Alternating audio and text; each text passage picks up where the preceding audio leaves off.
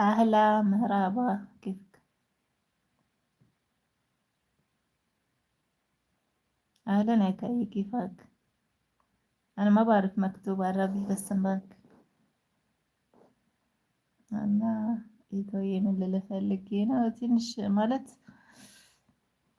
ግልጽ አድርጌ እንዳልነገርኩ ይገባኛል፣ ግን ብዙም እንትን ስለማልልበት ነው ተጠርቼበት በርሬበታለሁ። በቃ ባጭሩ ሄጄበታለሁ።